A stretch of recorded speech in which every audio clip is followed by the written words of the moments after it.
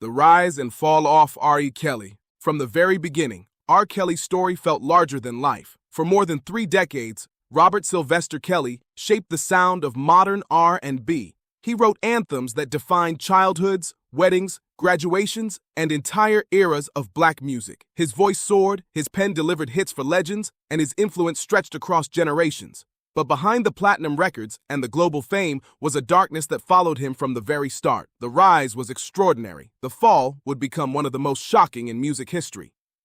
Robert Sylvester Kelly was born on January 8, 1967, on the south side of Chicago. He grew up in poverty, surrounded by violence, raised by a single mother who worked tirelessly to keep the family afloat. Music became his refuge. He sang in church, performed on street corners, and discovered early that his voice, smooth, emotional, unmistakable, could be his way out of the world he was born into. By 1991, Kelly signed with Jive Records and joined the group Public Announcement. Their debut album, Born into the 90s, released in January 1992, went platinum.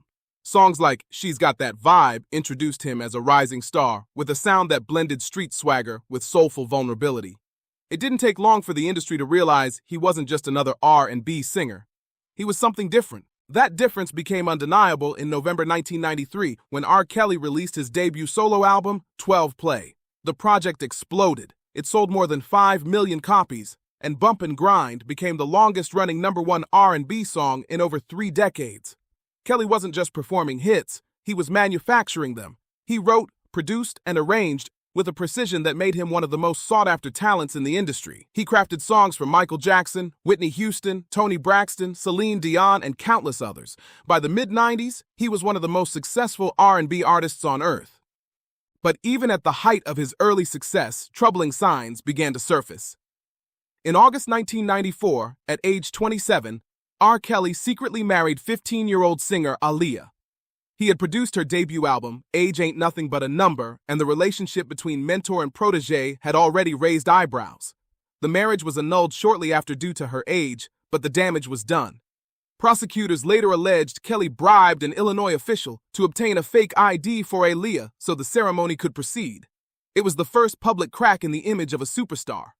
Despite the controversy, Kelly's career continued to climb. In 1996, he released I Believe I Can Fly, a song that became a cultural phenomenon and earned 3 Grammy Awards. It played at graduations, sporting events, and church programs across the country. Kelly collaborated with Jay-Z, Snoop Dogg, P. Diddy, Lady Gaga, Justin Bieber, the biggest names in music. He was unstoppable, untouchable, and for many years, unquestioned. But behind the scenes, allegations were piling up. In 1996, Tiffany Hawkins filed a lawsuit claiming Kelly sexually abused her when she was a minor. She sought $10 million but settled for $250,000. More civil suits followed in 2001 and 2002, each involving underage girls. Each settled quietly. None of these cases slowed his momentum. None reached the public consciousness the way they would decades later. Kelly's fame shielded him, and the machine around him kept moving. Everything changed in 2002. A videotape was anonymously mailed to the Chicago Sun-Times. It allegedly showed R. Kelly engaging in sexual acts with a 13-year-old girl. The footage spread rapidly, becoming one of the most infamous tapes in music history.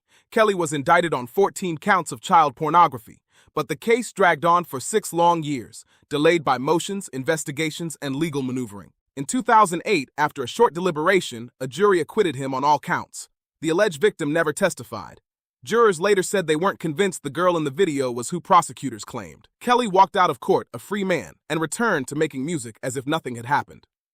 For nearly a decade after the acquittal, he continued releasing albums, touring, and maintaining his status as an R&B icon. But the world was changing. In 2017, BuzzFeed published a report alleging Kelly was running what sources described as a sex cult. Activists launched the hashtag #MuteRKelly movement, demanding accountability. Then, in January 2019, Lifetime released Surviving R. Kelly, a documentary featuring more than 50 interviews detailing allegations of long-term sexual, physical, and emotional abuse. The documentary ignited a firestorm. Public opinion shifted overnight. Law enforcement reopened investigations. The shield that had protected him for decades finally cracked.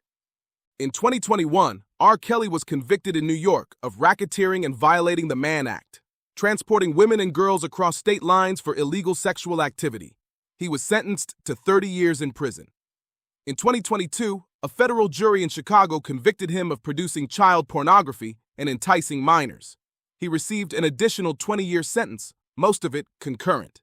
He is currently incarcerated at the Federal Correctional Institution in Butner, North Carolina, with a projected release date of December 21st, 2045. R. Kelly sold more than 75 million records worldwide. He shaped the sound of R&B. He wrote classics that will live forever. But the question remains, can you separate the art from the artist? For many, the answer is no. His victims, some silenced for decades, finally had their voices heard, and the justice system, slow as it was, eventually caught up. Today, R. Kelly sits in a federal prison cell. His appeals have been denied. His empire has collapsed. His reputation is destroyed. The rise was meteoric. The fall was catastrophic. And the story of R. Kelly stands as a cautionary tale about power, fame, and the consequences of unchecked abuse. No matter how bright the spotlight, the truth eventually comes to light.